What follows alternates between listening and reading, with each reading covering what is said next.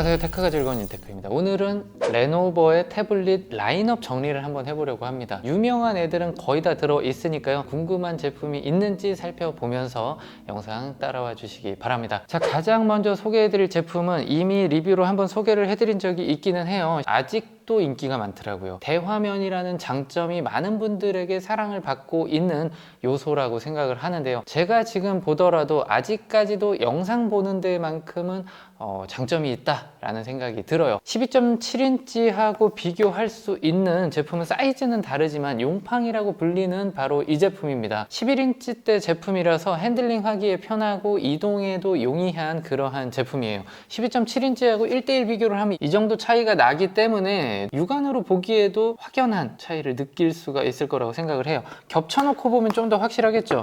이렇게. 자, 그래서 화면이 큰 걸 원한다, 나는 이동 필요 없고 그냥 가까운 데 놓고 쓰기를 원한다고 하면 12.7인치가 조금 더 유리한 건 맞는 것 같습니다. 둘이 같은 칩셋이 들어있어요. 스냅드래곤 870이 들어가 있기 때문에 4K도 물론 일부 재생이 되지만 FHD급 정도 시청을 하시는 분들에게는 부족함이 없어요. 게임도 어지간히 다 잘 됩니다. 용팡이 싱글코어 1311점이고 12.7인치 같은 경우는 1305점입니다. 오차 범위를 생각한다면 뭐 같은 점수다 라고 생각을 하시면 될 것 같고요. 멀티코어 점수를 보면 용팡이는 3554점, 12.7인치는 3249점. 자, 여기는 한 10% 정도 차이가 나는데 용팡이 쪽이 조금 더 최적화가 잘 되어 있다라는 생각을 할 수가 있겠습니다. 제가 여러 차례 돌려서 테스트를 해봤는데도 용팡이 쪽이 조금씩 더 점수가 잘 나오고 있어요. 자, 그런데 그냥 일반적인 스크롤 테스트나 영상을 보거나 하는 프로그램을 실제 실행을 시켜봤을 때에는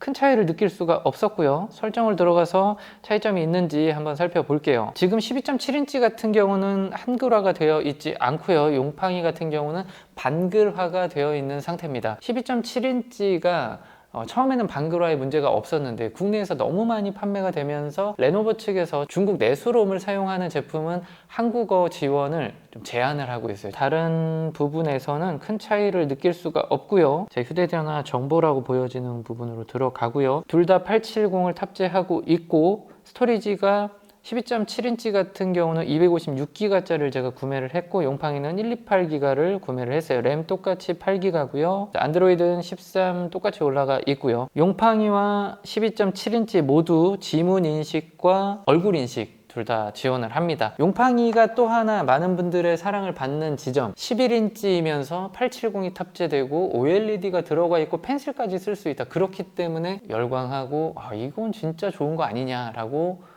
말하는 지점일 것 같습니다. 12.7인치는 OLED는 아니에요. LCD가 탑재되어 있는 모델이다 보니까 선명도에 있어서는 용팡이보다 약간 떨어지지만 반복된 화면을 봐야 한다거나 오랫동안 화면을 켜놔야 되는 분들에게는 사실은 12.7인치의 이 LCD 스펙이 더 좋을 수가 있어요. 그래서 이 지점은 갈리는 부분입니다. 한 곳에 두고 정착해서 사용하는 경우가 많을 거라고 생각을 해서 정품 키보드 케이스를 구매했습니다. 생각보다 이 타자감도 좋고요.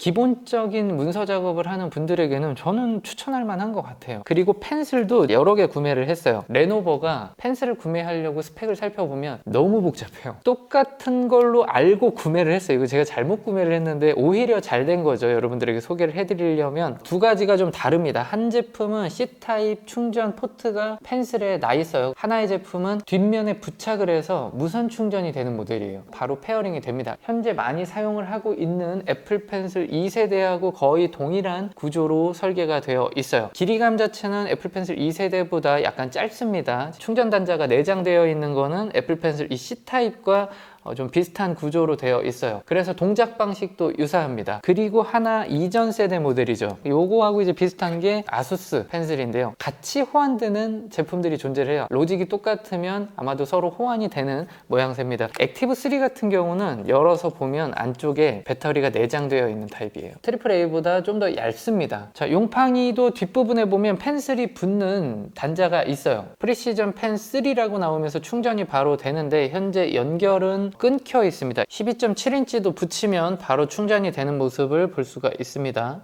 펜에 들어가 보면 현재 커넥트가 되어 있습니다. 해제를 하고 용팡이에 붙였더니 이제 연결됨이 뜹니다. 멀티 페어링은 안 된다는 얘기예요. 먼저 페어링된 기기가 주변에 있으면 새로운 기기에는 연결이 안 된다는 점, 참고하시기를 바랍니다. 많이들 궁금해하시는 게 이 버튼으로 지우개를 쓸 수 있냐? 결론적으로는 안 됩니다. 애플 펜슬에 적응이 되신 분들이 넘어온다고 하면 더블 터치에서 지우개로 변환되는 부분을 사용하고 계실 거고, 만약에 S펜을 사용하고 계셨던 분들이라고 하면 버튼을 눌렀을 때 바로 지우개 모드로 전환이 되는 걸 적응하고 계실 거기 때문에 이 부분은 상당히 많은 분들께서 불편함을 느낄 지점이라고 생각을 해요. 자, 그리고 또 하나 많이들 물어보시는 질문, 레노버 태블릿에서 메모 앱은 뭘 써야 됩니까? 개인적으로는 이 플렉스를 추천을 드릴게요. 플렉스이 애플에서도 호환이 되고 안드로이드에서도 호환이 되는 그러한 어플이기 때문에 여러분들께서 잘만 사용한다고 하면 가장 좋은 필기 앱이 될 수가 있습니다. 펜슬 테스트를 해보면요, 생각보다 좋아요. 딜레이가 S펜이나 애플 펜슬처럼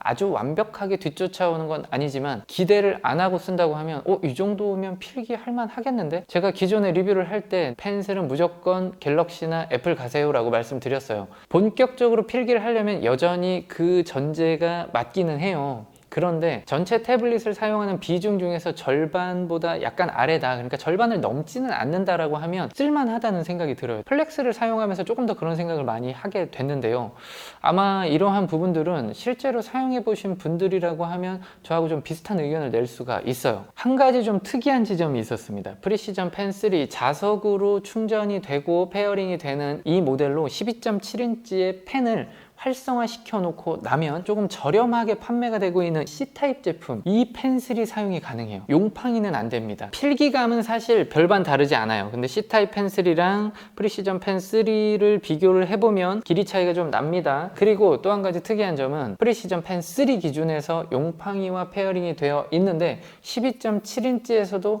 필기는 가능합니다. 액티브 3는 안 됩니다. 자, 이 부분이 제가 좀 되게 궁금했던 지점이라서 길게 설명을 드려봤어요. 이번에 비교할 지점은 바로 입문기입니다. 화면상 오른쪽에 보여지고 있는 제품이 샤오신 패드 2024고요. 지금 왼쪽에 보여지고 있는 제품이 K10 프로 제품이에요. 기존 영상에서 간단하게 비교를 해드렸었는데 제가 좀 열심히 사용을 해보고 오늘은 조금 다른 이야기를 해드리도록 할게요. 2024는 방금 보셨던 C타입 펜슬을 지원을 해요. 길게 누르고 있으면 흰색 불이 깜빡깜빡 하면서 페어링 모드로 들어갑니다. 이때 커넥트를 눌러주시면 페어링이 완료됐습니다. 레노버의 전용 메모 앱인데요, 여기서 펜슬 테스트를 해보면 심각합니다. 펜슬은 못 쓸 것 같아요. 870까지는 그래도 그 레이턴시를 좀 커버할 수 있는 그러한 칩셋이라면, 입문기에 들어와 있는 칩셋은 영상을 보기에는 괜찮지만 펜슬까지 지원은 좀 어렵다. 이거는 뭐 플렉스로 들어가도 마찬가지거든요. K10 프로 같은 경우는 액티브 펜 3와 페어링이 됩니다. 조작을 하는 건 사실 문제가 없어요. 메모로 들어가서 보면 2024하고 별반 다르지가 않아요. 이게 제가 생각했던 레노버의 펜슬 수준이라고 표현하는 게 맞을지 모르겠는데 어쨌든 저는 못 쓰겠습니다. 그리고 제가 사용을 하다 보니까 2024가 K10 프로보다는 빠릿빠릿한 게 좀 느껴지더라고요. 이전에는 거의 비슷합니다 라고 말씀드렸는데 조금 차이가 나기는 해요. 그래서 동작성 면에서는 2024 쪽에 손을 들어줄 수밖에 없겠다 생각이 들고요. 하지만 K10 프로의 가장 큰 무기는 LTE가 된다는 점이에요. 함께 쓰기 유심이 있다고 하면 유심을 끼워서 바로 인식이 되기 때문에 와이파이가 없는 곳에서도 사용을 하고 싶다, 부모님들께 효도 선물을 하고 싶은데 부모님께서 다양한 곳에서 사용을 한다라고 하면 2024 같은 경우는 내수롬이고 제약이 좀 많이 있죠. 그런데 K10 프로 같은 경우는 글로벌 롬이 깔려있기 때문에 한글 지원 확실히 되고 LTE도 되기 때문에 저는 꽤 괜찮은 선택지라는 생각이 들어요. 그리고 앞서 소개를 했던 4가지 제품을 놓고 비교를 했을 때 모두 반사 방지가 안 돼 있어요. 결론적으로 말씀드리고 싶은 건 12.7인치 같은 경우는 사이즈 자체가 좀 크기 때문에 조금 더 다른 메리트가 있고, 용팡이 같은 경우는 OLED가 들어가 있기 때문에 조금 더 색감적인 장점이 있다면, 태블릿을 구매하는 게 영상 시청이 주 목적이라고 한다면 K10 프로나 2024를 구매해도 충분하긴 합니다. 둘 다 쿼드 스피커를 지원하고 있어서 소리 자체는 커요. 둘 사운드를 비교를 하면 2024 쪽이 좀 낫다라고 말씀드릴 수는 있겠지만 K10 프로도 볼륨 자체가 적지는 않기 때문에 음악 감상이 아니라 미디어를 감상하기 위한 영역에서는 뭐 둘 다 저는 비슷비슷하다는 생각이 들었어요. 자, 여기서 한 가지 모델을 더 보여드리고 싶은 게 있는데요, P11 플러스 제품이고 P11 프로 제품이에요. 밑에 이렇게 포고핀이 있다는 얘기는 키보드가 연결이 된다는 얘기입니다. 뒷부분에 이렇게 킥스탠드로 동작이 되는 액세서리가 같이 들어 있습니다. 12 플러스의 키보드하고 프로 모델하고는 호환이 되지는 않습니다. 그리고 중국산 제품에서 가성비로 또 따져볼 수 있는 게 저희 영상에서 한번 소개를 해드렸던 블랙뷰 제품도 있습니다. 얘도 지금 10인치 제품대 LTE가 되는 모델이에요. 그 영상도 한번 참고해 주시기 바랍니다. 그리고 미패드 5, 6도 같은 카테고리에 존재를 합니다. 얘네는 근데 가격이 비교 대상이 사실 아니라는 생각이 들어요. 지금 레노버 태블릿은 10만원에서 20만원 초반대에 형성이 되어 있는 반면에 미패드 같은 경우는 40만원대까지 가야 하기 때문에 조금 안전한 모델 구매하고 싶고 편안하게 오래 쓰고 싶다고 하면 레노버보다는 샤오미 패드를 선택하시는 것도 나쁘지 않습니다. 그리고 마지막으로 Y700 1세대, 2세대예요. 펜슬 면에서 차이가 많이 납니다. Y700 1세대 같은 경우는 액티브 3 모델을 지원합니다. 구형 펜슬을 지원하기 때문에 필기감에 있어서 좋을 수가 없겠죠. 좋은 점은 액티브 펜슬 3와 Y700 1세대는 지우개 기능이 아래 버튼으로 됩니다. Y700 2세대 같은 경우는 C타입 펜슬과 호환이 됩니다. 이 제품은 좀 불편한 게 버튼을 가지고 지우개 기능이 안 됩니다. 혹시나 해서 Y700 2세대에서 프리시전 3가 호환이 되는지 테스트를 해봤는데 필기가 됩니다. 좀 신기한 지점들이 있는 것 같아요. 용팡이는 왜 안 될까 좀 궁금하기도 하고요. 여러분들이 태블릿을 구매할 때 8인치대 제품을 구매하는 이유, 단연 이동성이라고 생각을 합니다. 아이패드 미니 제품군을 좋아하시는 분들은 태블릿은 태블릿답게 가지고 다니면서 아무 때나 잘 쓸 수 있어야 한다는 의견을 내시는데 완벽하게 동의하거든요. Y700 1세대, 2세대가 딱 그 아이패드 미니와 경쟁을 하는 제품군이라고 생각을 해요. Y700의 성능은 의심의 여지가 없죠. 정발까지 된 제품이라서 여러분들께서 많은 관심을 가져도 될 만한 제품군이라는 생각이 들어요. 자, 오늘은 제가 레노버 태블릿을 여러 개 가지고 와서 펜슬 중심으로 다양한 기능들을 설명해 드려 봤습니다. 궁금한 부분이 있다면 댓글로 질문해 주시면 제가 확인해서 답변해 드리도록 할게요. 감사합니다.